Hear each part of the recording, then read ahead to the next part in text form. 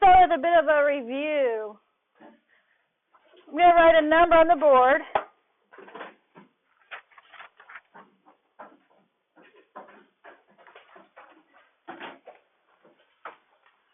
And I would want you to show me how you would do the commutative, associative, and the, what's the third property?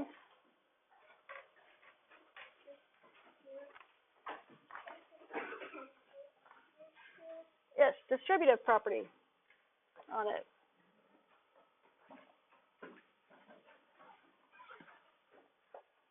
Color, oh, I'm writing in white.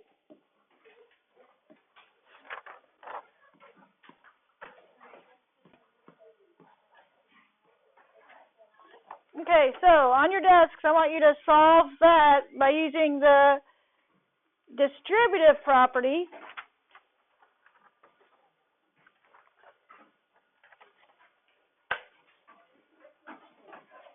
And I'm going to have you click in the answer. So solve it on your desk. I'm going to come around and look to see if,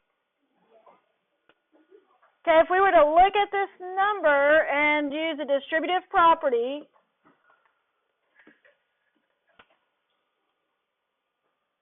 I have this number 3 times.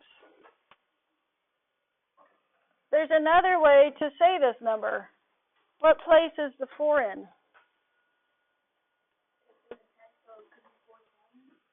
So I have 4 tens.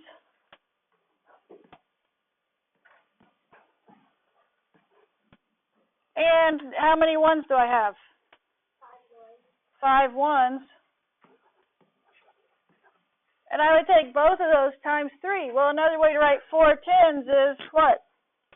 Everybody? 40 times, what am I multiplying by? 3. And then I'm going to add the 5 ones to it. And what am I multiplying by?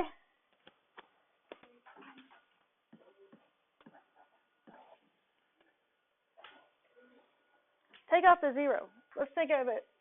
4 tens. What's 4 times 3? 12. But it's in a tens place, so that would be 120 plus 15. If you said 9 times 5, would you be wrong? No. That would be right, too. As long as you get the right answer. The whole point of distributive property is to break it down the way that makes it easiest for you to visualize and to do it mental math. So what's 120 plus 15?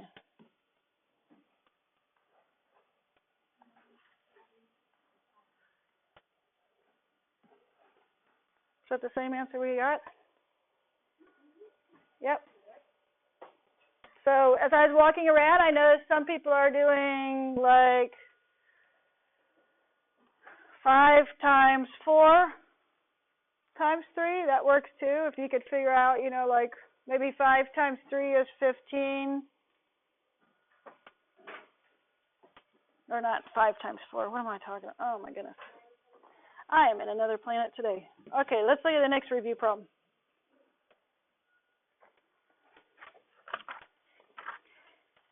And supposedly all of this goes full circle, so if you don't, whatever you don't understand today, hopefully you'll understand it a few weeks from now. Okay? But you have to be willing to pay attention and hang in there.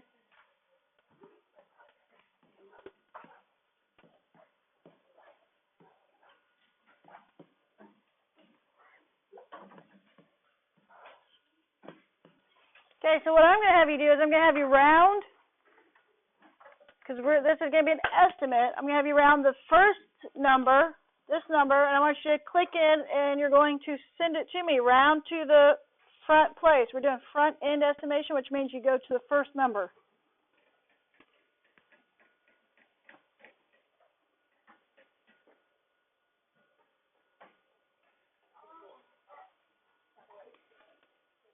Okay, so majority said 600.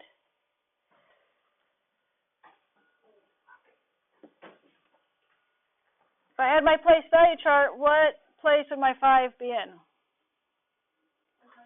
The hundreds place. So what place will my rounded number be in? In the what place? In the hundreds place. So my answer will always be in the hundreds place unless it's like a 9 and then it goes into the thousands.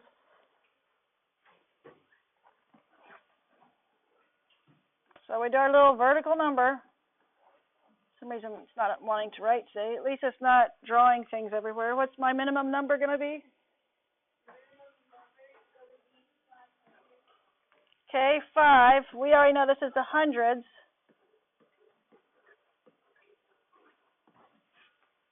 And what's my maximum? And what's my midpoint?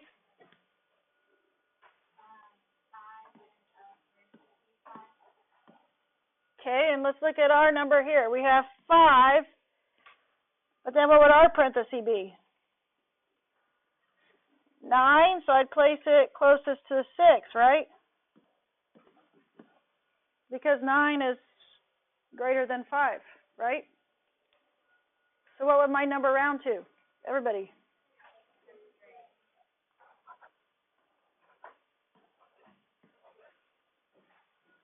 Okay, click in the rounded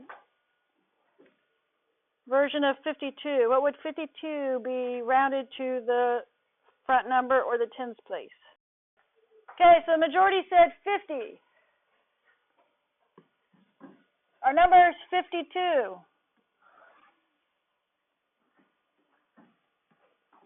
Which place are we rounding in? Which place are we rounding to?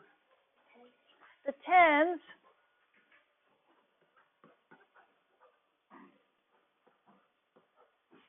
If you have a book out right now, you probably want to put it away.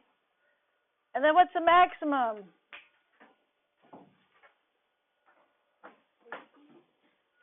Okay.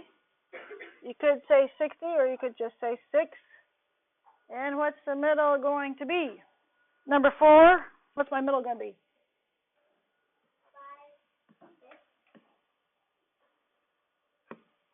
Yep, 5. And then parentheses 5. That's the middle. And what is our number that we have?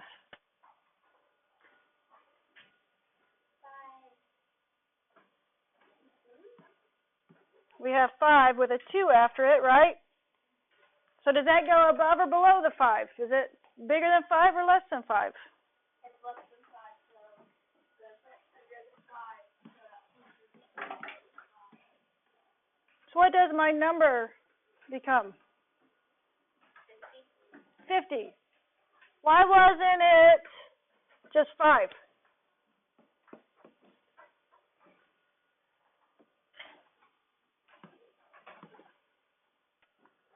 Why wasn't it just 5? 5,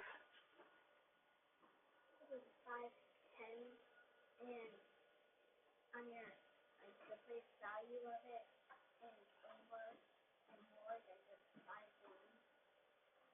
Okay, because the 5 is in the tens place, and when we're rounding to the tens place, then it needs to have a 0 after it. If we're rounding to the hundreds place, how many zeros would it have after it? 2. If we rounded to the thousands place, how many zeros would it have? 3. Let's try our next problem. That one, I think the rounding's not too difficult. See how it kind of comes back around? It's good you guys already learned it earlier, isn't it? And if you didn't figure it out earlier, well, now's your chance to learn it again. Make sure you get it this time. Then we had a problem like this.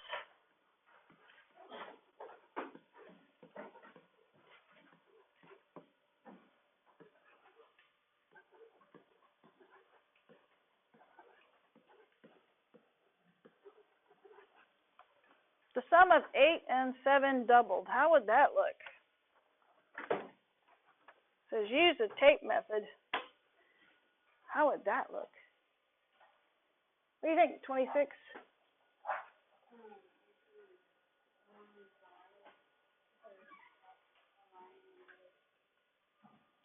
Okay, so I could do a long bar. Come here, 26. You think you can do it? You think you can?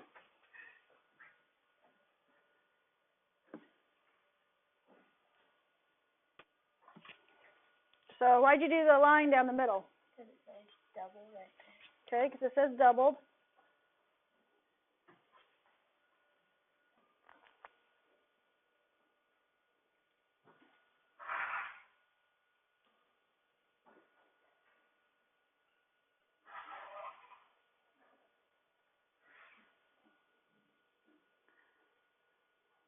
Yep, you're right so far. Plus is a sum. Oh yeah, you gotta watch that button. Okay. That was a bad place to put a button. There you go. So what's 8 plus 7?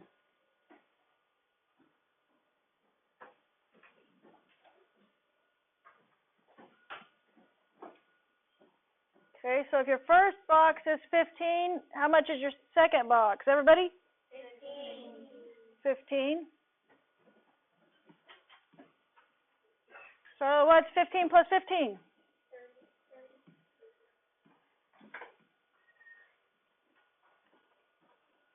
Okay, thank you, ma'am. So another way to write this would be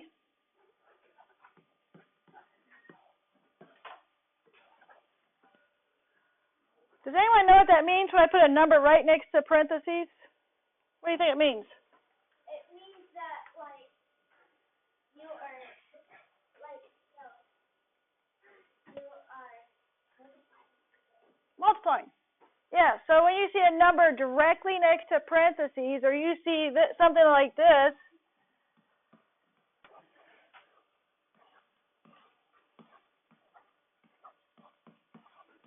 I mean, that would be the wrong answer, of course, because it'd be 15, but this means multiply when it's right next to it, okay? That's good to know for the future reference.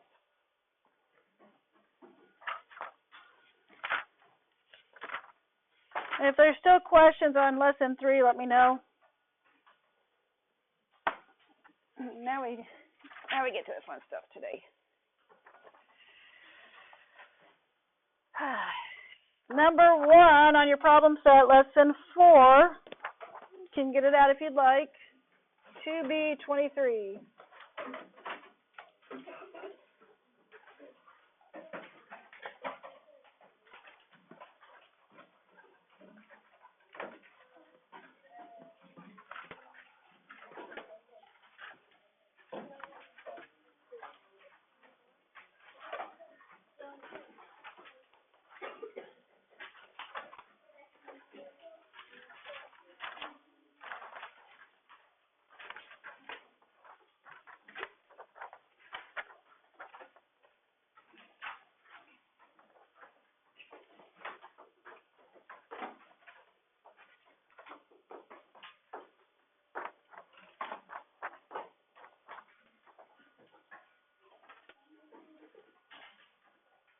So remember that last one we just did? If I had something like 29 sixteens, what would that mean? What would that mean if it said 29 sixteens? Yeah, that means I'd have the number 16 29 times, right?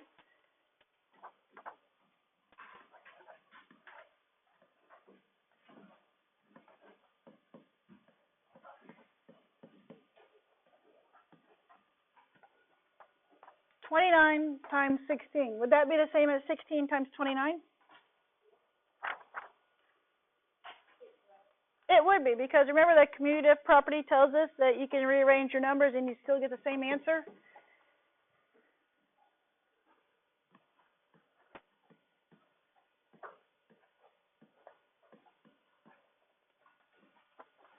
Let's look at this one. In the order of operations, you would do the parentheses first. So what's 30 minus 1? 29. Don't forget this. Would that be the same? 16 times 29, would you get the same answer if you did it like this? Do you remember what I said earlier about the distributive property when you did 5 times 4 and you did it or 5 times 9? You did it differently than I did, but we still get the same answer? So pretty much today what you're going to learn about is all the different ways that you can solve a problem and still get the same answer. So look at the next one. It says 15 minus 1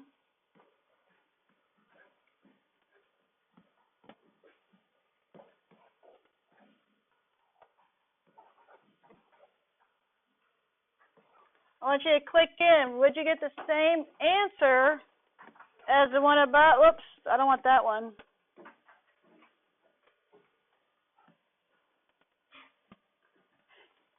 Would you get the same answer on this one if,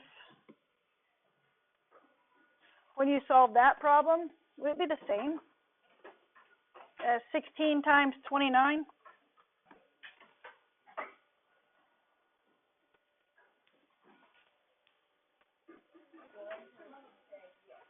Okay, let's look at this.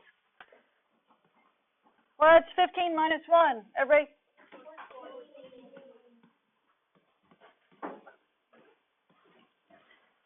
Would 14 times 29 be the same as 16 times 29? Nope. And there's one more problem there. It says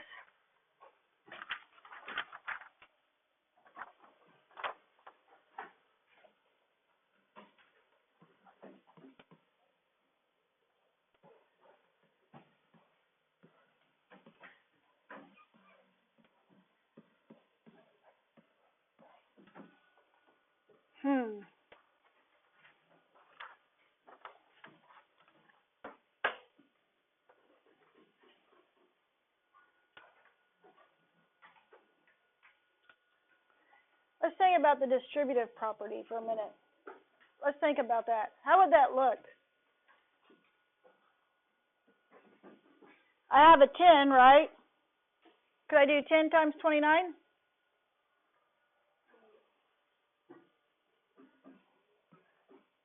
So I think that's what they might have been trying to do on this problem. And I could do 6 times 29, right? But what's going to be wrong with this problem? They subtracted, and what should they have done? Added. So the question in your book is, which of these is not equivalent or equal? So which one did we have that? Which ones did we have that were not equal? I'm going to have to circle them in a different color because I've already circled one.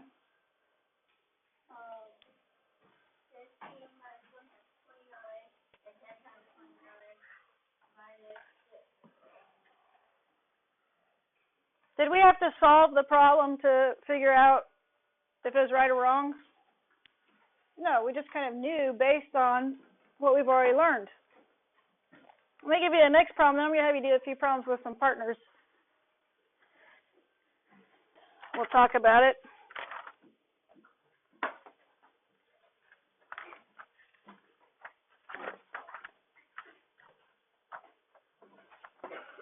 On your homework, page 2B28,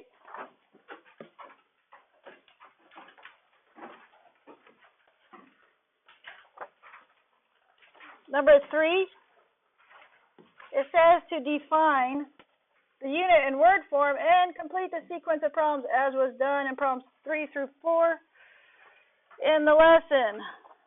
Well, this is part of your lesson today, so you can get a freebie on your homework. How's that sound? So A, 3A, 29 times 12 is also the same as 29. What do you think? What do you think that would be? What do I have there? 29 times 12 is also the same as 29 twelves.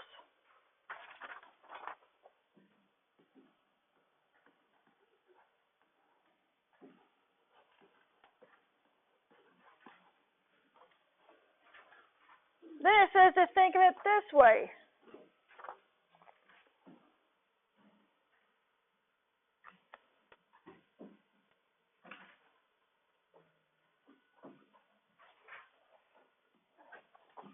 You know, I skipped the tape diagram part. Now I'm thinking I probably should have done that with you guys.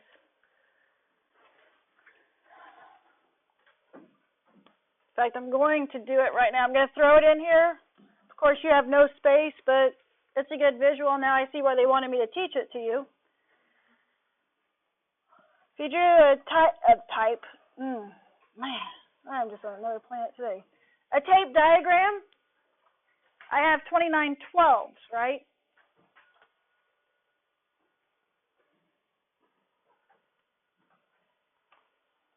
Or, what else could I have? I could have 12 29s. And in this case, I want to do something with my 29, because my 29 is weird, so I'm going to say I have 12 29s. And I have 29 here, and here. There's the first one.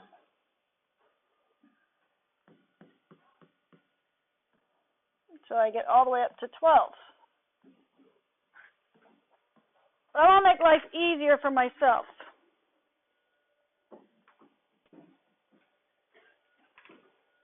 So what could I do? How can I round the number 29? What could I round it to? 30. 30. So I could give myself one more, couldn't I?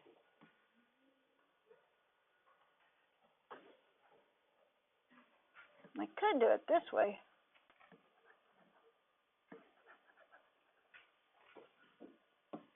Change this to 30.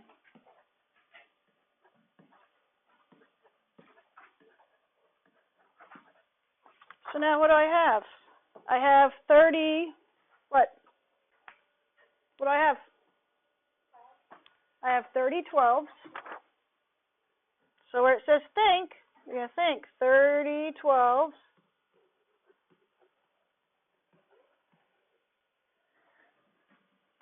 Now it says minus 1. Why do you think I would minus 1? Because if 30 is bigger than 29, then minus 1. How much bigger is 30 than 29? 1. But if I have 30 12s, I'm not just subtracting 1. What am I subtracting? 1 what?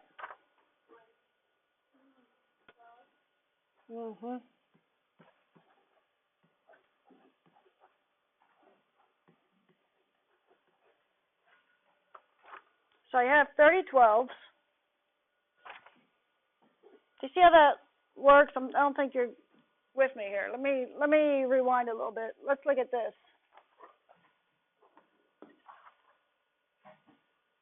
Well, that was nice. Why did it do that? Hello. I guess it's saving my work. I don't know. Let's look at it this way, guys. If I have the number, we'll just put that off to the side for right now, I guess. There we go. If I have a number like this,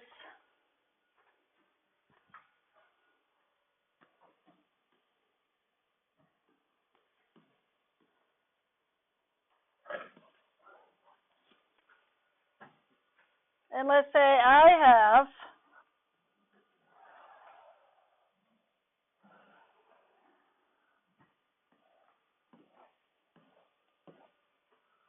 five boxes with 11 in each, right? What would 11 times 5 be? 55. I picked that because I figured you guys could get it pretty easily. So we know that this added up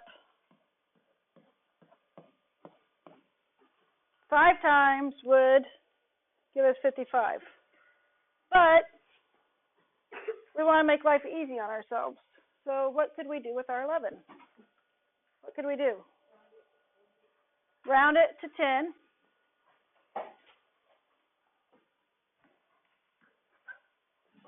So we've gone down one, right?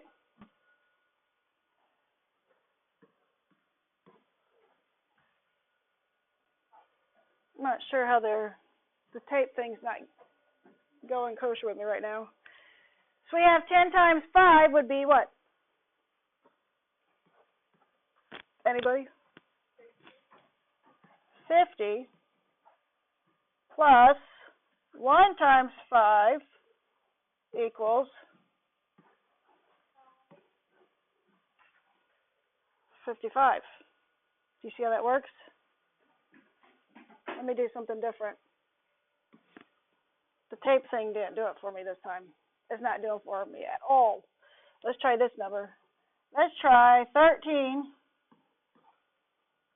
times 2.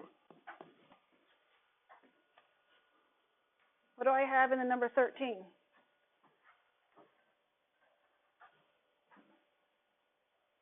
Distributive property. Think about it that way. Huh? You do 10 times 2 plus 3 times 2. Or you could round to 10 or 20. What would it round to? To 10. They're just kind of doing it just kind of as like what we've already learned, but a different way. That's what I think. Who would round to 10? So you'd have 10 times 2 equals 20, but you don't want to forget your 3 that was in 13. So that would be what? What would you do then? You just say plus 3? Would they give you the same answer? Would it? Let's see. 13 times 2 is 26. Okay, so I did 10 times 2 equals 20, but then what do I have to do? What do you think? 3 times 2? 3 times 2 is? Now how do I put it all together? Add it. 20 plus 6 is? 26. So if we look back at this previous problem, right there, if I have this number, the reason I'm subtracting 12 from it is because I went up 1. You see how that works? I added 1 to 29 to get to 30. That makes my life a lot easier if you break it down. So on your paper you have 30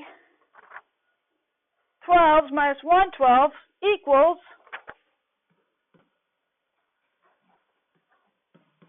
30 times, what number you get right there? 30 times 12 minus 1 times 12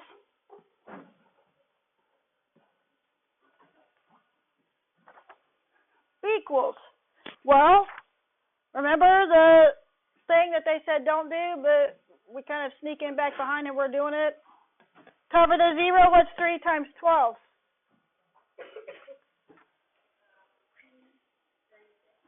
3 times 12 is 36, but don't forget about your 0. What are you going to do with that? What you just covered? Add it. Minus what? 360 minus, what's 1 times 12? So what's 360 minus 12? Anyone have it? 12?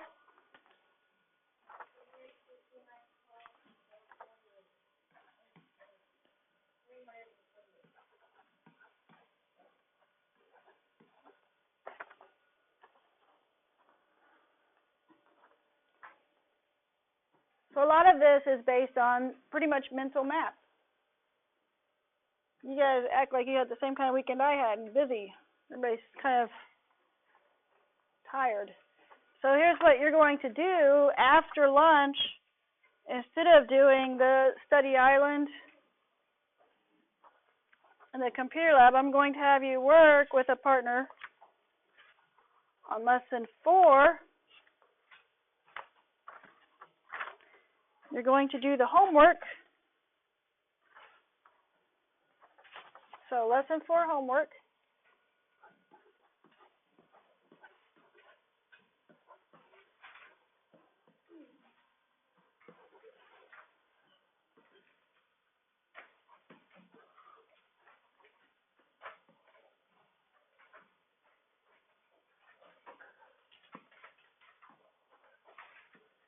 Make sure you circle these in your book.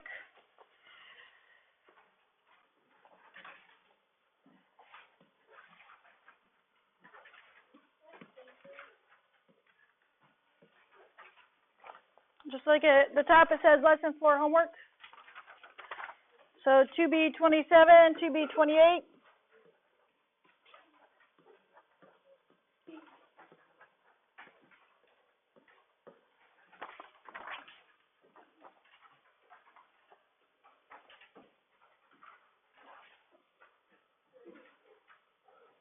And then 2B29.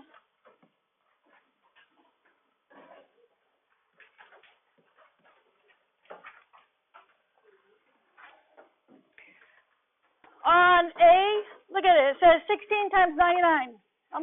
Hey, here's one of your answers. 16 times 99. It says solve it mentally.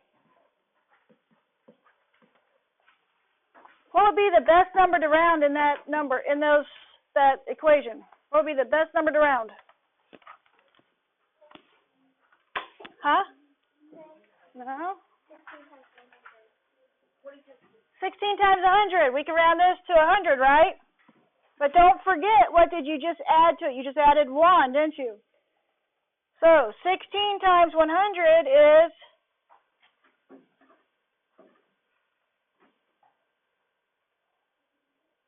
What is it? Thank you. Plus, what did we just add to it? 1 times, what are we multiplying it by? 16. Don't forget, if you take one off, if you subtract 1, it's going to be minus that number, because it's always going to be 1 times whatever it is, 16. 1 times 5. If you add 1, you're going to add 1 times 16, 1 times 5. So we added 1. 1 times 16 is 16. So what would my answer be? Wait, we just added 1, so we're going to subtract it. Yeah, like I said, I just got out of Wedding Planet over the weekend. Okay, 1600 minus 16. Anybody have that solved yet?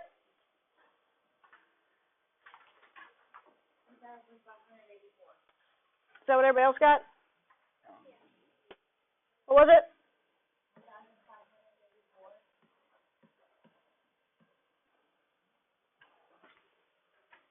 So if we had gone up by 2, then we would have done 2 times 16. If we would have gone up by 3 to get to 100, we would have done 3 times 16. And then you have to take that back off at the end. So does everybody have these numbers circled on their homework? Good. I've already done 2 of them for you. Hopefully you were paying attention. You get your stuff ready for MTSS. We're not going